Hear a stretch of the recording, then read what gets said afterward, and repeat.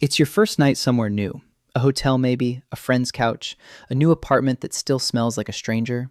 The bed is fine. Honestly, the bed might be better than yours at home. You're exhausted, the kind of tired where your eyes burn.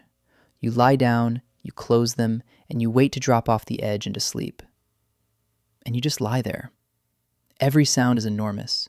The hum of something in the wall, a door clicking shut somewhere far down the hall, the hiss of a pipe, a car outside, the ice machine, the stranger's footsteps 2 rooms over. At home, you'd sleep straight through all of it. Here, every little noise lands like a hand on your shoulder. You finally drift off sometime near dawn, in thin, shallow pieces, and you wake up feeling like you got run over. And then the second night, in that exact same bed, you sleep like a stone. So here's the question I want to crawl into tonight. Why is the first night in a new place almost always the worst night? Same bed both nights, same body, same tiredness. What changes between night 1 and night 2? The answer is not the mattress, it's not the pillow. It's not just nerves or excitement, though those play along. The answer is something happening deep inside your sleeping brain. Something you have absolutely no control over. Something so old and so deliberate that when scientists finally caught it on their instruments, it stopped them cold. Because here is what I'm going to show you tonight. On that first night in a strange place, half of your brain does not fully go to sleep. Half of it stays up, on guard, listening, standing watch over the other half while it rests. You are not fully unconscious the way you think you are. Part of you refuses to close both eyes. And a little later, we're going to get to the animals that do this so completely, so totally, that they sleep with one half of the brain wide awake and one eye literally open all night long on purpose. And once you see what they're doing, you're going to understand exactly what a piece of you is still trying to do every time you toss and turn in a hotel room. So stay with me, because this one is happening inside your skull right now, every time you travel. Let's start with the thing that everybody knows but nobody questions. The first night is bad. We all just accept this. New place, rough sleep, that's life, pack some melatonin. But think about how strange it actually is. You are more tired in a new place, usually, because you've traveled, you've had a big day, you're worn out. By every normal rule, you should sleep harder, not worse. And instead, the more unfamiliar the room, the more your sleep falls apart. The exhaustion should be pulling you down, and something is holding you up. Something is fighting your own tiredness to keep you from going all the way under. What could possibly be worth that? Here's where the science walks in, and it starts with an accident. For a long time, sleep researchers have done their work by having people come sleep in a lab, wired up to machines that read their brain activity all night. And those researchers ran into an annoying problem, over and over, for decades. The data from the very first night a person slept in the lab was always weird, always worse. The sleep was lighter, more broken, just off. So weird that they eventually made it a standard rule. Throw out night 1. Don't even count it. They called it the first night effect, and they treated it like noise to be discarded. Bring the volunteer back for a second night, and now they sleep normally. Now you've got good, clean data. So for years, this thing, your thing, the bad first night, was sitting right there in front of the people best equipped to explain it, and they were literally deleting it. It was garbage in the dataset. Until someone finally turned around and asked the obvious question. Why? Why is the first night always different? What is the brain doing on night 1 that it stops doing on night 2? And when they looked closely, really closely, comparing the two halves of the brain against each other, they found something nobody expected. The two halves were not sleeping the same way. You have two hemispheres, a left and a right, the two halves of your brain. And normally, in deep sleep, they go down together, both sinking into the same slow, heavy, restorative state, the deepest kind of sleep, where the brain produces those big, slow waves that mean you are truly, profoundly out. But on that first night in a new place, the researchers found an imbalance. One hemisphere, in their study it was the left, was not going as deep as the other. It stayed in a lighter state, shallower, closer to the surface, more awake. While one half of the brain sank down into proper deep sleep, the other half hovered, half in and half out, riding nearer to wakefulness all night long. Your brain was sleeping lopsided, half down, half on duty. And that lighter, shallower half wasn't just resting badly by accident. It was working, because the researchers tested it. They played sounds to people while they slept, and they found that this more wakeful hemisphere reacted more strongly to unusual noises. Not to the steady, boring, regular sounds, those it ignored, but to the odd one out, the irregular beep, the sound that didn't fit the pattern, the deviant noise. It lit up. And that half was quicker to pull the whole person up toward waking. It was scanning. It was filtering the night's sounds, letting the normal ones pass, and snapping to attention at anything strange. Do you understand what that is? That is a night watch. That is a sentry. One half of your brain, on your first night in an unfamiliar room, volunteers to stay shallow and alert, monitoring the dark for anything out of place, ready to yank you awake at the first wrong sound, while the other half gets the deep sleep you need to survive. It is, almost literally, sleeping with one eye open. And that phrase, sleeping with one eye open, is about to become much more than a phrase, because now we get to close that loop. Now we get to the animals, and they take this to a place that will genuinely change how you think about your own sleep. Some animals don't do a watered-down version of this. They do the full thing. They have what's called unihemispheric sleep, which is a fancy way of saying they sleep with one half of the brain at a time. One hemisphere goes fully to sleep. The other stays fully awake. And then, hours later, they switch. The rested half takes over being awake, and the tired half finally gets to sleep. They are never, ever completely unconscious. There is always a guard on duty, because for these creatures, going all the way under, both halves at once, would be a death sentence. Take dolphins. Take whales. They live in the water, but they have to breathe air, which means they can never fully stop paying attention. If a dolphin went totally unconscious, both halves down, it would stop swimming, it would stop servicing, and it would drown.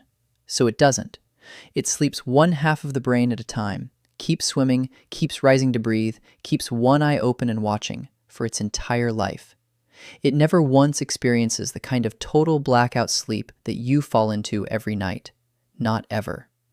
And birds do it too, and this is the detail that should give you chills. Many birds can sleep with one half of the brain asleep and one eye closed, while the other half stays awake with its eye open. And here's the part. When birds roost in a row, the birds on the safe inside of the group, surrounded by other birds, tend to sleep with both eyes shut, both halves down, because they're protected. But the birds on the exposed ends of the row, the ones on the edge with open danger on one side, keep the outward-facing eye open. They aim their open eye and the watchful half of their brain at the direction the threat would come from. They literally choose which half of their brain stays awake based on where the danger is. A bird on the edge of the flock sleeps half awake, staring out at the dark all night, guarding the rest. That is what your brain is doing a quiet, ghostly version of every time you sleep somewhere new. That bird on the edge of the flock, one eye open toward the danger, half its mind on watch. That's you, in the hotel room, on the unfamiliar couch, the first night in the new apartment. You are the bird on the edge. So now, finally, the why. Why would evolution build this in? And the answer is the most fundamental thing about sleep, the thing we never think about because we do it so safely now. Sleep is the most defenseless thing a living creature ever does. Think about it honestly. For hours, every single night, you become completely helpless, blind, deaf to most things, unconscious, unable to run, unable to fight, unable to even know that something is happening to you. You lie down in the dark and you switch yourself off and you trust the world not to kill you while you're gone. For us, today, in a locked house, that's a safe bet. But for nearly all of the time our species has existed, sleep was the single most dangerous stretch of every day. The hours when a predator could walk right up to you. The hours when another group could find your camp. The time when you had no defenses at all. And now add the new place. Imagine your ancestors moving across the land the way they did for almost all of human history. Tonight, you are not in the cave you know. You're in a new shelter, a strange overhang, an unfamiliar patch of forest you've never slept in before. You do not yet know this place. You don't know which sounds are normal here and which ones mean something is coming. You don't know where the exits are, where the dangers hide, what lives nearby. The home you knew, you'd learned by heart, every creak and rustle filed as safe. This new place is a blank, full of sounds you can't yet read. A brain that went fully, deeply, both halves unconscious on its very first night in an unknown place was a brain making a terrible gamble. Helpless for hours in a place it didn't understand, with no idea what might be approaching through sounds it couldn't interpret. And the brains that did that, sometimes, did not wake up. So over an immense stretch of time, the lineage tilted, the way it always does in these stories. The ones who posted a guard survived the strange new shelter. The ones who didn't, sometimes didn't survive at all. And the survivors passed down a brain that does exactly this.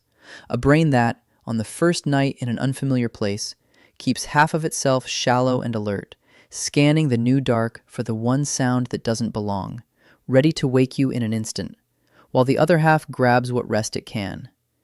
It's the same logic you've heard from me before, the oldest math there is. The cost of staying half awake for one bad night is a groggy morning and some yawning. The cost of going all the way under in a place that turns out to be dangerous is everything. So the brain chose the bad morning, every time, for 100,000 years. And that's why the second night is fine, because by then, your watchman has done its job. One night in the room, and your brain has learned the place. It's heard the hum of the air conditioner and filed it as harmless. It's logged the footsteps in the hall, the pipes, the ice machine, the traffic, and marked them all safe. The map is built. The room is known. The guard, satisfied that nothing here means to kill you, finally stands down and lets both halves of your brain sink down together into the deep sleep you were missing. The danger was never real, but your brain doesn't take the world's word for it. Your brain has to learn a place is safe by surviving a night in it first. So sit for a second with where that leaves us. Right now, tonight, somewhere, someone is lying in a hotel bed, dead tired, frustrated, staring at the ceiling, wondering why they can't just sleep. And inside their skull, with no permission and no awareness, one half of their brain is standing watch over the other half, exactly as if there were a predator at the mouth of the cave. You are never quite as unconscious as you believe. In a strange place, there is always a part of you that refuses to close both eyes, a sentry that volunteered for the night shift before you were even born, standing at the edge of the flock, staring out into a darkness that, these days, holds nothing but an ice machine. And I know that can sound a little lonely. The idea that you can never fully rest somewhere new, that a piece of you is always on duty, always braced. But turn it over one more time, because there's something warm waiting on the other side of this one, and I think it might be the warmest of all of these. That sleepless first night is not your body failing you. It is the most loyal bodyguard you will ever have. It is one half of your own mind volunteering to go without rest, to stay shallow and tense and watchful, purely so that the other half of you can sleep safely in a place it doesn't yet trust. Half of your brain is, quite literally, keeping watch so the rest of you can be at peace. Nobody asked it to. It just does it, every time, out of an ancient devotion to keeping you alive. But here's the real gift hiding in this. Think about what it means then when you can sleep deeply somewhere.